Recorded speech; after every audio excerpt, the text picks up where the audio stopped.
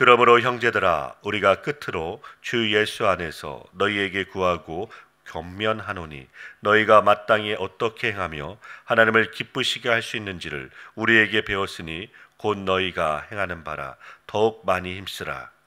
우리가 주 예수로 말미암아 너희에게 무슨 명령으로 준 것을 너희가 아느니라.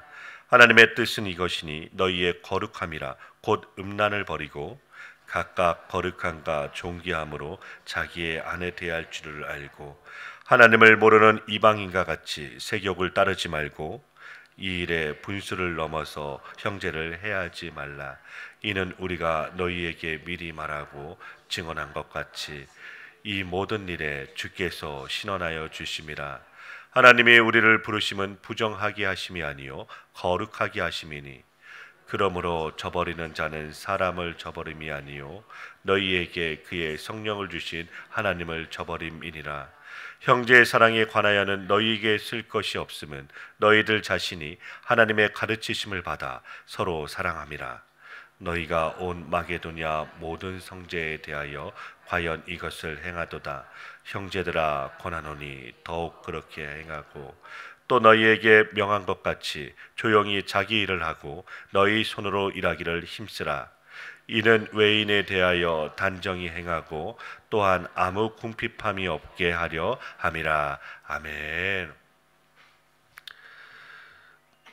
바울 사도가 데살로니가 전서를 마무리하면서 4장 1절에서 그러므로 형제들아 우리가 끝으로라고 말씀하고 있습니다. 어떤 종말이라는 뉘앙스를 볼 수가 있습니다. 성도란 언제나 종말론적인 자세로 살아야 할 것입니다. 그런데 바울 사도가 끝으로 하면서 몇 가지의 권면을 하고 있습니다. 이렇게 하는 것이 하나님의 뜻이라는 것입니다. 1절 말씀에서 데살로니가 성도들이 어떻게 살아야 하는지를 바울 사도에게 받았다는 것입니다. 그러므로 그 받은 바대로 살라고 권면하고 있습니다. 그 받은 바대로 살고 있지만 더욱 힘쓰라고 하는 것입니다. 그러한 내용들이란 믿음의 역사, 사랑의 수고, 소망의 인내와 같은 내용들입니다. 2절 말씀해 보시면 이러한 내용들이 사사로이 주어진 것이 아니라 주 예수로 말미암아 주어진 명령이라는 것입니다. 그러므로 바울 사도의 서신들이 사사로운 편지가 아니라 하나님의 계시의 말씀인 것입니다. 3절 말씀입니다.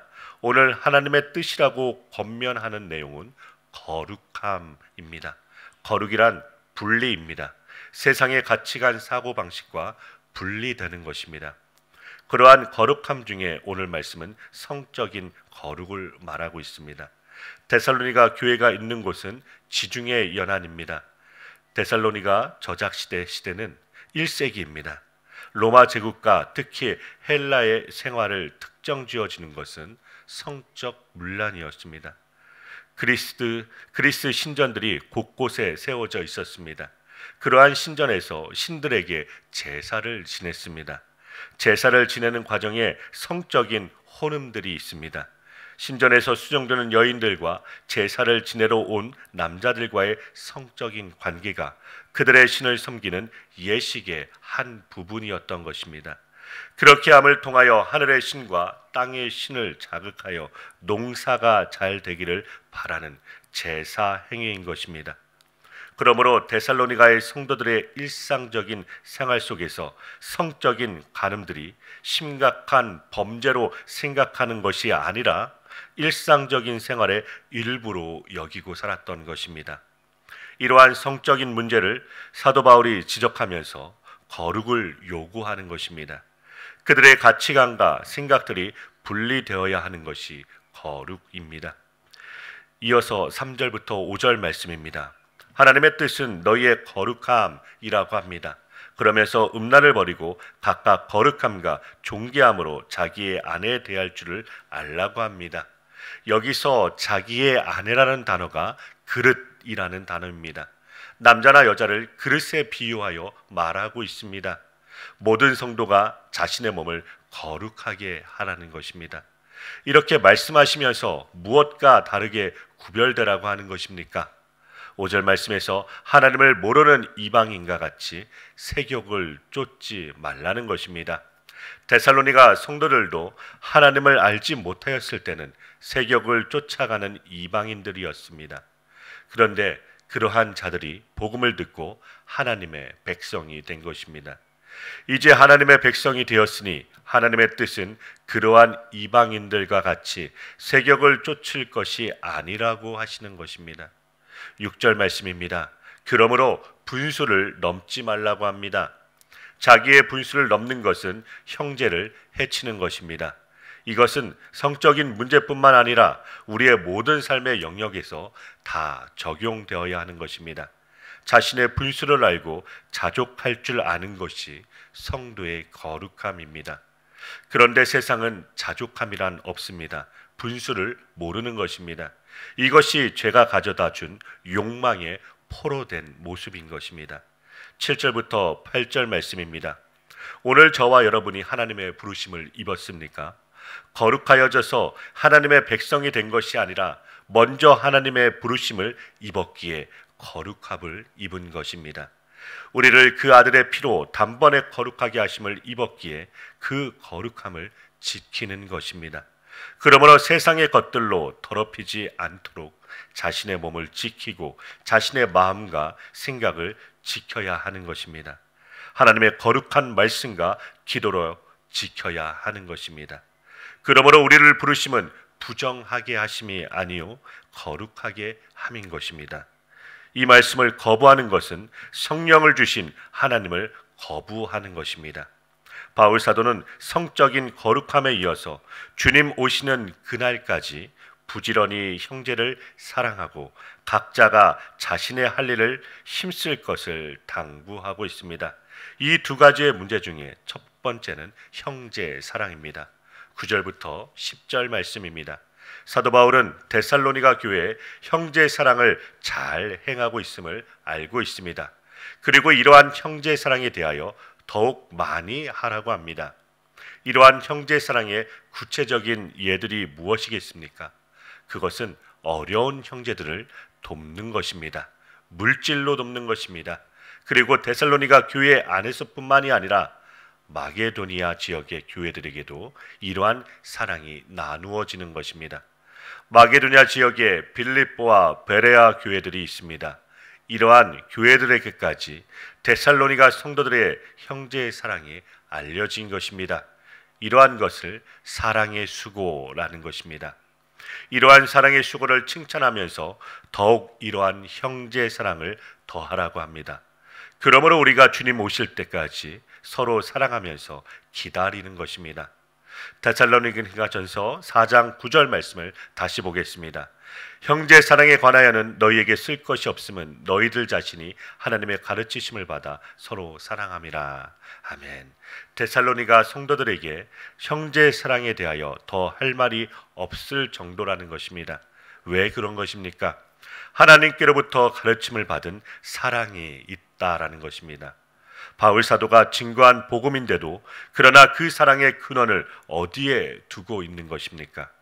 하나님께로부터 가르침을 받은 사랑이라고 합니다. 그러면 이러한 하나님께로부터 오는 사랑이 무엇이겠습니까? 그것은 바로 그리스도의 십자가의 사랑인 것입니다. 그러므로 로마서 5장 8절 말씀에서 우리가 아직 죄인 되었을 때 그리스도께서 우리를 위하여 죽으심으로 하나님께서 우리에 대한 자기의 사랑을 확증하셨느니라. 아멘. 이것이 우리가 받은 사랑인 것입니다. 우리가 무엇을 고치고 개선하여 나아진 상태가 되어서 하나님께서 사랑하시는 것이 아니라 이미 허물과 죄로 죽어 있을 때 사랑을 입은 것입니다. 우리가 이 사랑을 입었기에 우리 안에 있는 약한 형제들을 있는 그대로 용납하고 사랑하는 것입니다. 우리가 이러한 말씀을 통하여 또다시 우리의 사랑 없음을 지적받고서 주님의 긍휼을 구하여야 할 것입니다. 주여, 우리가 받은 주님의 사랑을 바로 알게 하여 주시옵소서. 그 엄청난 사랑의 넓이와 길이와 깊이와 높이를 알게 하옵소서라고 간구해야 할 것입니다. 바울 사도의 당부 두 번째는 각자가 자신의 할 일을 힘쓰라는 것입니다. 즉 경제적인 독립을 말하고 있습니다. 11절부터 12절 말씀입니다. 자기 손으로 일하기를 힘쓰라고 합니다. 이렇게 함을 통하여 외인을 대하여 단정히 행하고 또한 아무 궁핍함이 없게 하라고 하는 것입니다. 이 말의 뜻을 표준 세번역 성경으로 보면 바깥 사람들을 대하여 품위가 있게 하고 아무에게도 신세를 지는 일이 없게 해야 한다는 것입니다. 그런데 종말의 문제를 잘못 이해하여 일할 필요도 없다고 하는 자들이 데살로니가 교회에 있었다고 합니다. 데살로니가후서 2장 1절부터 2절 말씀을 세번역 성경으로 제가 읽겠습니다. 형제자매 여러분, 우리 주 예수 그리스도의 다시 오심과 우리가 그분 앞에 모이는 일에 대하여 여러분에게 간청합니다. 누가 예언으로나 알리는 말로나 또는 우리에게서 받았다고 하는 편지로 주의 날이 벌써 왔다고 말하더라도 여러분은 마음이 쉽게 흔들리거나 당황하거나 하지 마십시오. 아멘. 그러니 휴거를 기다리는 사람들처럼 모든 일을 그만두고 기다리는 그러한 행위를 하지 말라는 것입니다. 자신의 맡겨진 일들을 잘 감당하라는 것입니다. 우리는 주님의 재림을 기다리는 사람들입니다. 그러면 이 세상의 것들이 모두 사라질 것을 믿는 사람들입니다. 그렇다고 일도 하지 않고 하늘만 쳐다보고 있으라는 말이 아닙니다. 에녹처럼 하나님과 300년을 동행하면서도 아이도 낳고 농사도 짓고 가정생활도 하는 것입니다. 이러한 삶이 성도의 삶인 것입니다. 이렇게 살기 위하여 우리는 늘 우리가 받은 그 사랑을 잊지 않고 기억하여야 할 것입니다. 주님께로부터 받은 그 크신 사랑으로 인하여 내가 처한 곳에서 주님의 복이 흘러넘치는 주님의 자녀 되시길 주님의 이름으로 축원드립니다. 아멘.